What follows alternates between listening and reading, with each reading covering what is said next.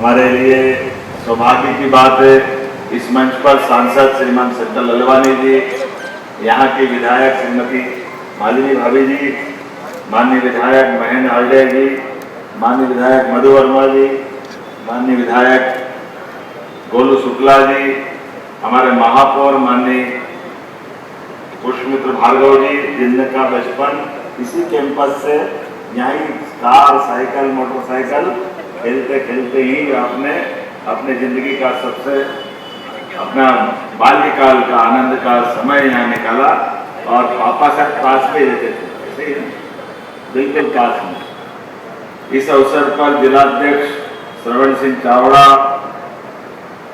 Housing board के chairman ओम जैन जी, श्रीमान प्रताप करोसिया जी, यहाँ के पार्षद भारत सिंह रघुवंशी जी, किसी भी स्थान पर सच में आज मैं जहाँ जिस स्थान पर जिस जगह का यह हॉस्पिटल का लोकार्पण हो रहा है, सच में कैलाश भाई साहब ने कहा है वो बात सही है। आज बदलते दौर का भारत एक अपनी हर क्षेत्र में अलग पहचान बना रहा है। यशस्वी प्रधानमंत्री श्रीमान नरेंद्र मोदी जी ने 12 साल का बहुत संक्षिप्त समय होता है, कोई बहुत बड़ा समय नहीं, लेकिन इतने कम समय में इतने प्रकार के हम सब जानते हैं कि किसी भी बीमार को इलाज अगर देना है तो उसको कड़वी दवाई से अच्छा हो सकता है। ऐसा कोई बीमार नहीं मिला जिसको गुलाब जामुन खिलाओ और वो अच्छा हो जाए। बीमारी की दवाई तो कड़वी होती है और ऐसे में हमारे लिए देश के अंदर ऐसे कई कड़वे फैसले लेकर के, लेकिन देश के लिए जरूरी है आर्थिक रूप से बड़े पैमाने पर अर्थव्यवस्था मजबूत करने के जीएसटी लागू करने का निर्णय, ये बहुत कठिन निर्णय है, लेकिन इस कठिन निर्णय को भी माननीय प्रधानमंत्री जाने इसलिए जाते हैं कि वो सरकार में बनने के बाद सरकार के लिए दूरगामी दृष्टि से जो जरूरी उन निर्णय के आधार पर आगे बढ़े। इसलिए पूरे देश के अंदर आज हमारी इकोनॉमी जिस जगह पे पहुंची है, ये सबसे बड़ा योगदान अगर किसी का है, माननीय प्रधानमंत्री का जोरदार अभिनंदन करो श्रीमान नरेंद्र मोदी जी। मेडिकल कॉलेज पहले हमारे मेडिकल काउंसिल ऑफ इंडिया चलती, तमाम शासन कोई भी हो, सरकार किसी की भी हो, जब तक एमसीआई की परमिशन नहीं हो मेडिकल कॉलेज नहीं खुलेगा। 2002-03 तक अपने प्रदेश के अंदर केवल 5 मेडिकल कॉलेज, 1955-56 से मध्य प्रदेश के बाद 55 साल में 5 मेडिकल कॉलेज, और मेडिकल कॉलेज में यूजी की सीट केवल 500 मेडिकल कॉलेज की सीट में हमारा इतना बड़ा राज्य और उसमें जितनी संभावना, लेकिन जो भी है आप समझो, मुझे इस बात की प्रसन्नता है यशस्वी प्रधानमंत्री ने एनएमसी लगाते हुए आज मेडिकल कॉलेजों की संख्या भी बढ़ाई और मेडिकल कॉलेज के लिए आज अपने प्रदेश के अंदर बात देखता हूं तो मुझे ध्यान में आता कि 5,500 यूजी की सीट अपने प्रदेश के अंदर हो गई। जोरदार अभिनंदन करें। ये जो वर्तमान का समय प्राइवेट और गवर्नमेंट मिलाकर के 5 से बढ़कर 33 मेडिकल कॉलेज आज हमारे राज्य में हुए और ये 2.5 साल के अंदर बचे हुए सारे कॉलेज जोड़ेंगे तो 52 मेडिकल कॉलेज अकेले अपने मध्य प्रदेश में होंगे। ये हमारे अपने सरकार की प्रति प्रतिबद्धता, केवल सड़क नौली इंडस्ट्री इससे बात नहीं बनने वाली, जीवन उपयोगी सभी क्षेत्रों में समान रूप से बढ़ने के लिए योजनाबद्ध तरीके से बढ़ते बढ़ते, और मुझे इस बात की प्रसन्नता भी, एकमात्र राज्य मध्य प्रदेश है जो अपने राज्य के बच्चों को नीट के एग्जाम में क्लियर होने के बाद गवर्नमेंट मेडिकल कॉलेज के अलावा जो बच्चा प्राइवेट मेडिकल कॉलेज की फीस 70 लाख 80 लाख 1 करोड़ नहीं दे पाता, उन सबके बच्चों को सरकार फीस देकर के डॉक्टर बना रही है। ये हमारी सरकार की प्रतिबद्धता है, क्योंकि डॉक्टर बनता है, डॉक्टर के साथ हमारा भविष्य का एक बड़ी चिकित्सा की पूर्ति करने के लिए एक नए प्रकार की व्यवस्था में हमको व्यक्ति चाहिए, और हमने अब उसमें भी रास्ता निकाला कि हम लोन देकर के उसको डॉक्टर बनाएंगे। मेडिकल कॉलेज बड़ी संख्या में खुले, लेकिन प्राइवेट मेडिकल कॉलेज में भी बच्चे पढ़े और पढ़ करके 4 साल 5 साल 6 साल वो शुरुआत में डॉक्टर बनने के बाद हमारा लोन चुका दे, उसके बाद वो चाहे तो नौकरी करे या चाहो तो वो आगे बढ़े। लेकिन बच्चा डॉक्टर बनने के लिए उसकी अगर क्षमता योग्यता है, बुद्धिमत्ता है, तो सरकार के माध्यम से उसकी मदद करने के लिए हमारी सरकार तैयार है। आज 83 करोड़ से माननीय सत्तन जी को याद किया, भल्लू भैया को याद किया, कई नाम जुड़े हैं। ये कहां से शुरू हुई कहानी? कितने साल पहले चालू हुआ? कितने साल पहले चालू हुआ ये हॉस्पिटल बनना? 9 साल पहले। कोई 17 साल, कोई 18 साल, कोई 20 साल है, 9 साल है ना। लेकिन आप भगवान की दया से जब चाहे जो होना हो जाए, लेकिन कहां से धीरे धीरे करके सोच बेड चालू होते थे। अगर आप पूरी क्षमता से 83 करोड़ का ये हॉस्पिटल 300 से ऊपर बेड के माध्यम से जनता की सेवा करेगा, जोरदार अभिनंदन करें मां अहिल्या की नगरी में सेवा और सुशासन के लोक कल्याण के क्षेत्र में। यहाँ नया मंदिर बनेगा जो स्वास्थ्य के मामले में हमारे अपने जीवन की एक बड़ी आवश्यकता की पूर्ति करेगा। आपने कहा यहाँ बेटवा, नेपालपुर, इधर से लगा के मऊ तक के लोग सभी क्षेत्रों से आते हैं। एक पीछे कोई रोड निकलने की बात महापौर जी और कला जी वैसा बता रहा है। कौन सा रोड निकालना है? चंदन नगर से एयरपोर्ट निकालना है। बजाओ ताली, बिल्कुल बनाने की घोषणा करते हैं। विकास के मामले में इन सब बातों से तो बात बनेगी। हमारे लिए आज के दौर के अंदर जितना हो सकता है हमारी सरकार एक एक को सब काम करने के लिए तैयार है, जिसके आधार पर जनता को सुविधा मिले।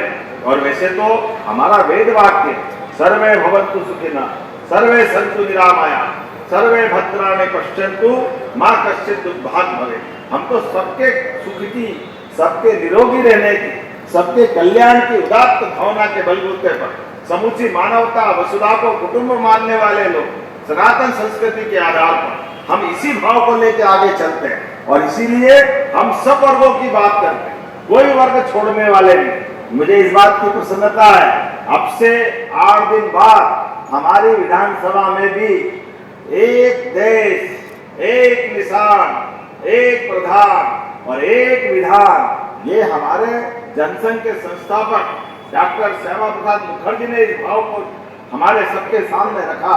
और यशस्वी प्रधानमंत्री ने धारा 370 हटाते हुए कश्मीर का विलीनीकरण का पूरा अखंड भारत के बाद का हमारा अपना उस सपने को पूरा करने के लिए आगे बढ़े। ऐसे में हमारे राज्य के अंदर भी अभी विधान अलग है। हिंदू अगर एक विवाह करेगा तो अपना उसका नियम अलग, उसकी वसीयत, उसके कानून कायदे अलग। लेकिन कोई मुस्लिम भाई अगर विवाह करेगा तो उसका धर्म के हिसाब से कानून अलग। अरे भाई एक देश है, अलग अलग कानून क्यों होना चाहिए? अगर रामचंद्र एक शादी करता है तो रहीम से भी एक ही शादी की अपेक्षा की जा सकती है। मुस्लिम बहनें भी हमारी बहनें, उनके जीवन में भी तो कष्ट आएगा, उनको क्यों अलग कर सकते? हमारे देश के अंदर आज के इस दौर के अंदर हमने ये भाव को रखा है। और मुझे इस बात की प्रसन्नता है, पूरे प्रदेश में हम एक समान कानून लगाने के लिए धीरे धीरे करके विधानसभा की तरफ बढ़ रहे हैं। आज केवल आपको जानकारी बताना चाहूंगा, इस कानून को वैसे तो हम अपने विधानसभा में चुपचाप भी पारित कर सकते थे, लेकिन हमने 55 जिलों 10 संभाग के अंदर समिति के माध्यम से सुप्रीम कोर्ट की पूर्व जस्टिस की अध्यक्षता में कमेटी बनाई और जनता से सबसे संवाद करते हुए सुझाव मांगने के लिए निकले। उन सबके सुझावों का संकलन किया। 55 जिलों के अंदर लगभग 10 लाख से ज्यादा भाइयों बहनों से सुझाव लिए, सभी धर्मों के लोगों से, सभी राजनीतिक दलों के लोगों से भी। मैं जवाबदारी के साथ कहना चाहूंगा, जब हम सबसे बात करने की तरफ बढ़ते हैं तो कांग्रेस ने हमेशा की तरह अपना दो मुंहा रोल रखा। कांग्रेस उस कमेटी की बैठक में आने से भाग गई। उन्होंने कहा हम अपना कोई मत नहीं बताएंगे, क्योंकि उनके मत में हमेशा हिंदू मुसलमान होता है। वो उनकी निगाह में वोट बैंक का बड़ा चिंता पालते हैं। यही कारण है कि धार की भोजशाला हो या एक समान कानून लगाने वाली बात, दोनों से कांग्रेस मुंह चुराने का काम करती है। ऐसे में पता नहीं क्या चक्कर है। सनातन संस्कृति के लिए राजा भोज की नगरी धार के अंदर भी हमने कहा भोजशाला का वो स्थान न्यायालय में है और न्यायालय के निर्णय का पालन कराने के लिए हमारी सरकार प्रतिबद्ध है। जो न्यायालय निर्णय करेगी हम सिर आंखों पर उस निर्णय को पालन करने के लिए आगे बढ़े, ये हमारी प्रतिबद्धता धार के लिए भी है। उसी प्रकार से समान रूप से इसी विधानसभा के अंदर हमारे कोई भी धर्म के हो, सभी धर्मों के सबका सम्मान करते हुए एक समान कानून लाने के लिए हमारी सरकार इसी वर्षाकालीन सत्र में इसको पास कराने के लिए आगे बढ़ रही है।